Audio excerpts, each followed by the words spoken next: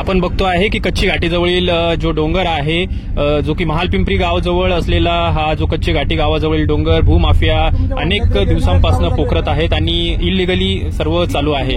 त्यावेळी प्रशासनासोबतच गावकऱ्यांनी आमरण उपोषणाचा इशारा दिल्यानंतर आपण बघतोय की आज स्वतः तहसीलदार इथं आले होते। नेमकं तहसीलदार आल्यानंतर काय घडलंय आपण बघूया। नागरिकांच्या रोषालाही त्यांनी सामोरं गेलेलं आहे। नागरिक काय म्हणतायत त्यानंतर जेव्हा आपला प्रतिनिधी जेव्हा तिथे गेल्यानंतर आपण बघतो आहे पत्रकारांच्या प्रश्नाला उत्तर देण्यासाठी जेव्हा विचारण्यात आलं तेव्हा तहसीलदार पळून जाताना आपण बघतो आहे। नेमकं काय घडलंय बघूया। तुम्ही हे पाहता हे प्रशासन यायचं चुकीचं आहे। हे उगा लोक याला मारून नाही राहिले, याची धरून पेपरला बातमी आराम करायची काय बोलतो या। आज सुद्धा पेपरला त्याचा फोटो आहे। पत्रकाराला बोलत नाही तुम्ही, याचं हे करा पण साहेब, कारण ते अतिक्रमण धारकाचे नाव वगैरे त्याचे आमच्या पोराकडे आहेत, सातबाऱ्यावर पण आहेत आणि तलाट्याला ती चांगली कल्पना आहे, गिरधावरला सुद्धा त्याची चांगली कल्पना आहे। त्याने 2 वेळेस तिथे येऊन जातो, पंचनामा काळा केला काय गोरा केला त्याला माहिती। ते वाहनं पळशीपर्यंत नेले, परत तिकडे त्यांचं काय तशा झाला परत सोडून दिले। त्याच्यानंतर पोलीसवाल्याला मी फोन केला, 13 तारखेला फोन केले मी स्वतः साहेबाला पण फोन केला, पण साहेब रजेवर होते। साहेब म्हणले मी रजेवर आहे, मी गिरधावरला बोलतो। गिरधावर साहेब इथे येऊन गेले, परत काय झालं त्याच्यालाच माहिती। आणि ज्यावेळेस मी इथे स्वतः येऊन गेलो आणि बरेच गावातले लोक येऊन गेले, पाहिलं तर माझा पूर्ण हा गट नंबर यांचा 30 आहे आणि त्यांच्या आमचा जो गायरांच्या जमिनीचा गट नंबर आहे तो 30 आहे। समोर ही जी टेकडी आहे, या टेकडीला दोन्ही बाजूला ही समोर आपण उभं राहिली गायरान आहे, समोर तलाव आहे, तलावाची धार सुद्धा या लोकांनी दाबून टाकली। रोडच्या पलीकडून सुद्धा हे लोक गेले, याचा काही संबंध नाही। म्हणजे ही अशी लोक आहेत की इथे जर एखाद्याच काही घटना घडली तर जीवाला पण लोकांचे धोका आहे। कोणी साधा सुद्धा माणूस येऊन जर बोलला तो आमचा हा रस्ता होता त्याला दम दिला जातो आणि या पद्धतीची वागणूक या ठिकाणी चालली। म्हणून आम्ही कलेक्टर साहेबाला निवेदन दिलं आणि त्या निवेदनच्या काफ्या आम्ही कमिशनरला दिली, तहसीलदाराला दिली, डेप्टी कलेक्टरला दिली आणि पोलीस स्टेशनला सिडको पोलीस स्टेशनला सुद्धा दिली आणि आमच्या चिकडाण पोलीस स्टेशनला सुद्धा दिली आणि क्रांती चौक पोलीस स्टेशनला सुद्धा दिली, क्रांती चौक नाही सिटी चौकला। आणि आम्ही उपोषण करणार म्हणून सांगितलं येत्या 18 तारखेला। आता यानंतर सुद्धा आज तहसीलदार साहेब येऊन पाणी करून गेले। आता त्यानं पाणी केली, तारखेला पंचनामा करायला सांगितला। म्हणजे साहेब त्या लोकांचे तुम्ही वाहन जप्त करा, त्याचे नंबर दिलेले आहेत का, पोलीस स्टेशनला अर्ज करा आणि ते शोधा। आता ते त्याचं उद्या काय करतात ते सांगता येत नाही। आता मी त्यांच्याबद्दल काही सांगू शकत नाही, त्यांचा काय हेतू येतो। माझा हेतू असा आहे की त्यांनी जर उद्या ह्या 2-3 दिवसाच्या आत जर ते वाहनं आणि ते मालक लोकांना आणून आणि त्याचा जर पंचनामा झाला नाही, त्यांच्या जमीन कुठून कुठपर्यंत आहे, त्याच्यानंतर जर झालं तर मग ठीक आहे। इथे एखाद्या काय घडेल आता या राज्यामध्ये, म्हणजे लोकशाही नाहीच आहे, आता ही हुकुमशाही आहे आणि म्हणून अधिकाऱ्याच्या मनात आलं तसे अधिकारी वागतात, याचा अर्थ असा होतो। बरं, आता तुम्ही डोंगराच्या कडेले जे कट्टे पाण्याचे तयार झाले अगदी दाबून टाकले, मोडलेले दिसते, तुमच्या निदर्शन आणून दिलं ना। काय डोंगर किती कोरला ते पण त्याला त्या सांगितलं, आता मी उद्या शोध लावतो, आता पाहून जातो म्हणे मी उद्या शोध लावतो। आता काय गावकऱ्याची काय भूमिका आहे? आमच्या गावकऱ्याची 70% लोकांची भूमिका एकदम सुंदर आहे, चांगली आहे। हे आमचं गायरान आहे आणि जनावरांसाठी गायरान सोडलेलं आहे।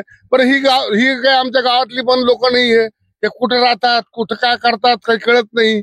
अहो या ठिकाणी आमच्या तलावामध्ये आमची विहीर मंजूर झाली, ग्रामपंचायतने ती विहीर बंद केली का, तर म्हणे या लोकांचं घाण पाणी येईल आणि म्हणून ते आमचं जल जीवन मशीनची विहीर बंद पडलेली आहे।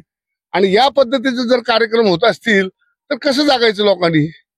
सांडवा बंद केला तर उद्या सांडवा अर्धा बंद केला या लोकांना, तर त्या सांडवा यायच्या आधीच असतात, त्या काळात यायच्या जो मालक आहे त्याला नोटीस नसती गेली का? ह्या डोंगरापर्यंत तिकडे ही जिथं नारळाची बाग दिसते ना, त्या नारळाच्या बागापर्यंत लोकांना पैसे मिळालेले, मग यायला मिळाले नसते। आता बरेच ठिकाणी अतिक्रमण आणि लेवलिंग डोंगराची कोरण्यासाठी चालू आहे।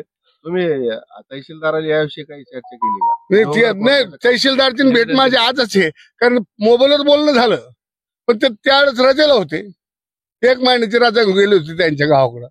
आज त्याची भेट झाल्याबरोबर मी त्यांचा वेळ घेतला आणि मला तुम्ही आज येणार नाही एवढं मला सांगा, म्हणजे आज येतो। याच्या अगोदर तुम्ही तलाठी मंडळाला त्याला बोललो, तलाट्याला बोललो, गिरधावरला बोललो, सरपंचाला बोललो, हे सगळ्याला बोललो। आता ग्रामपंचायती आणि गावकऱ्याची काय भूमिका आहे? गावकऱ्याची भूमिका चांगली आहे, पण आता कसं आहे, प्रत्येक मोठी माणसं थोडी दाबायला लागली, त्याचं कारण आहे थोडीफार चिरीमिरी झाली. आणि सामान्य माणूस आला, हे पोरग आलो तो आणि त्याला दम दिलं जाय ना. बिलकुल अनेका ध्यान नाही, ह्या अनेका नाही अनेका नाही की हे पोरग पण येऊन गेलं, याला सुद्धा सांगितलं की याद रखो आप शिदार आहे ना, तर राहून देखो आपके क्या हाल होगी. काय वाटतं तुम्हाला जर झाले ना तुमचं पुढचं पाऊल काय असणार? पुढचं पाऊल आता आहे पहा, शासनाच्या विरोधात काही करता येत नाही. फक्त आम्ही आमचं उपोषण करणार आहे. मी आमरण उपोषण करणार आहे. ज्या दिवशी माझा शेवटचा श्वास राहील त्या दिवशी आमरण बंद होईल. आज तहसीलदार इथे येऊन गेले, त्यांनी तुम्हाला काही आश्वासन दिलं की मी एक दिवस हा, सांगतो आश्वासन दिलं की मी 2 दिवसामध्ये कारवाई करतो. आपलं नाव? माझं नाव पुंडलिक त्र्यंबक आंबोरे. मागील बऱ्याच दिवसापासून गौण खनिजाची उत्खनन करण्याचे काम चालू आहे. काम जर चुकीचं असेल तर सरकारी कर्मचाऱ्यांचे, सरकारी अधिकाऱ्यांचं काम आहे की याला कुठेतरी लगाम लागाव. गावकरी रडताय, प्रशासनाकडे जात आहे, प्रशासन दुर्लक्ष करतंय. का? तहसीलदार सारखा माणूस इथं येतो, चौकशी करतो, पत्रकार त्यांना प्रश्न विचारतात, तो तुम्ही बोलू शकत नाही. मी स्वतः त्यांना प्रश्न विचारायचा प्रयत्न केला की बाबा तुम्ही इथं नेमका इश्यू काय, तुम्ही का असं कारवाई करत नाही, तर ते गपचूप गाडीत बसून पळून जात आहे. दररोज पेपरला झळकणारा हा तहसीलदार हा कारवाई कुठं करतो, हा ड्युटी कधी करतो, हा गाडीत चमकतो, हा वाळूच्या ट्रकवर चमकतो, हा कशाला प्रशासनाने ठेवलेला आहे? आम्ही दाद मागायची कुणाकडं? प्रशासन जर काम करत नसतं तर आम्ही तलवारी हातात घ्यायच्या का? आमच्या जमिनी इथं दाबल्या जात आहे, तलाव दाबल्या जातोय, तलावात जे पाणी येतो ते सगळे रस्ते दाबले गेले. प्रशासनाला सर्व गावकऱ्याच्या वतीनं निवेदन देण्यात आलं, कलेक्टरला देण्यात आलं, कमिशनरला देण्यात आलं, तहसीलदारला देण्यात आलं, भूमी अभिलेखला देण्यात आलं, शेवटी आंदोलनाचा इशारा देण्यात आला, तरीही प्रशासन कारवाई करत नाही का? प्रशासन याच्यावर लक्ष देणार नाही का? आणि प्रशासन जर लक्ष देणार नसेल तर सर्व गावकऱ्यासहित आम्ही आमरण उपोषणाला बसू. पुढच्या 18 तारखेची आम्ही त्यांना तारीख दिलेली आहे. येणारी 18 तारीख, 18 तारखेपर्यंत जर कारवाई झाली नाही तर आम्ही सर्व लोक गावकरी तहसील कार्यालयावर उपोषणाला बसणार आहोत. बरं, याच माध्यमातून असं निदर्शनात आलं की काही ट्रॅक्टर गाड्या पकडल्या गेल्या आणि लांब गेल्यानंतर गाड्या पकडल्या गेल्या. गावकऱ्यांनी, गावातल्या मुलांनी त्या गाड्याचे नंबर सुद्धा तहसीलदारांना दिले. त्या गाड्या तहसीलदारांनी 1 किलोमीटरवर नेऊन तिथं का सोडल्या हे त्यांनाच माहिती आहे. तेच विचारायचा प्रयत्न आम्ही केला तर ते आज अक्षरशः कुठलंही उत्तर न देता गाडीत बसून पळून गेले. अक्षरशः पुढची भूमिका काय असणार? पुढची भूमिका सर्व गावकरी बसून इथं सर्व गावकरी 18 तारखेला, जर 18 तारखेपर्यंत हे बंद झालं नाही, समोरचे लोकही दुश्मनी इथल्या लोकांना दररोज धमक्या देत आहे, तुम बीच में आने का नहीं, तुम्हारा ऐसा करेंगे वैसा करेंगे.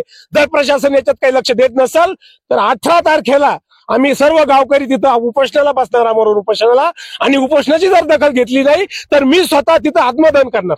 याच माध्यमातून जे माफिया आहे अतिक्रमण करतात, पोलीस प्रशासनाकडून तुम्हाला काय अपेक्षा आहे? काय ते पण येऊन गेले. पोलीस प्रशासनाला सुद्धा कळवलेलं आहे, त्यांना लिगल पत्र दिलेलं आहे. ते इथं येऊन गेले, गाड्या तिकडे घेऊन गेले, पण त्या सोडून दिल्या. का दिल्या, कोणत्या आधारे दिल्या हे तहसीलदाराला आम्ही आज विचारलं, पण तहसीलदारांना आमच्या कुठल्याही प्रश्नाचं उत्तर न देता त्यांनी इथून काढता पाय घेतला. याच माध्यमातून कलेक्टर ऑफिस, जिल्हाधिकाऱ्याला भेटणार आहे? जिल्हाधिकारी अजून आम्ही एक त्यांना रिमेंबर म्हणून एक लेटर आणखी आम्ही देणार आहे. एक वेळेस भेटी झाल्या सर्वांच्या, सर्व गावकरी त्यांना भेटून आले, त्यांना लिगल पत्र दिलं, त्यांनी अजूनही लक्ष नाही दिलं तर अजून एक पत्र आम्ही त्यांना देणार.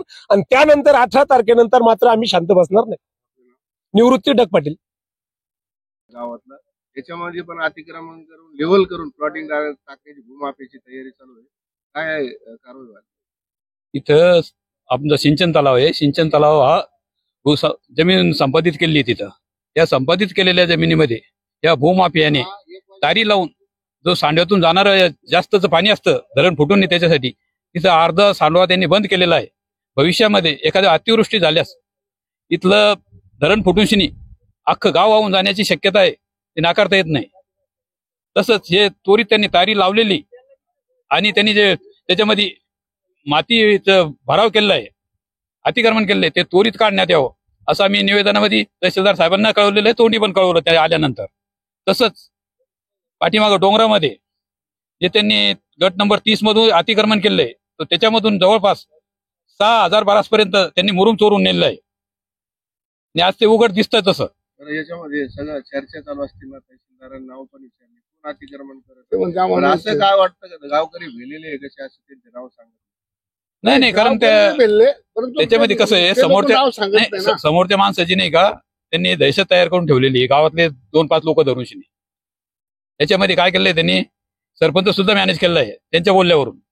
मी पहिले येऊन गेलो इथं. तुम्हाला असं म्हणायचं का सरपंचांनी काही गावकरी हा. या भूमाफिया सोबत हा. जेवण केलेलं आहे, देवाणघेवाण केले. सगळं काम चालू, तुम्हाला असं म्हणायचं हो. का? त्यांच्या आशीर्वादानं, सरपंचाच्या आशीर्वादानंच जवळपास यांना काम करण्याची हिंमत वाढलेली आहे. आपलं नाव?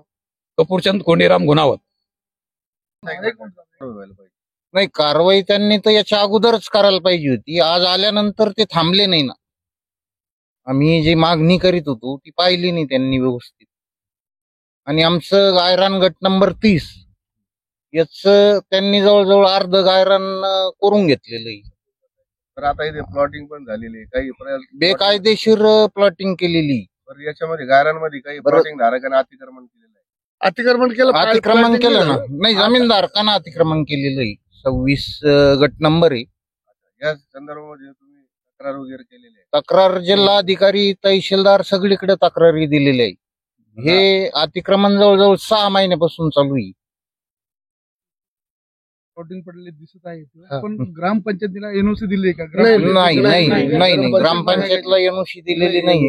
बेकायदेशीर प्लॉटिंग आहे. ग्रामपंचायतीची गुंठा- काय- सरपंच ग्रामपंचायतीची काय ठराव तुम्ही काढणार आहे अतिक्रमण धारकासाठी? नाही कारवाईसाठी ग्रामपंचायतीने काय ठराव पास केलेला आहे? नाही तसं नाही, ठराव कोणताच पास केलेला नाही. आणि प्लॉटिंग साठी यांचा पण अर्ज आलेला नाही. मंडळ मनमाने त्यांची कारवाई चालू आहे. मनमाने. आपलं नाव? सतीश अंबोरी.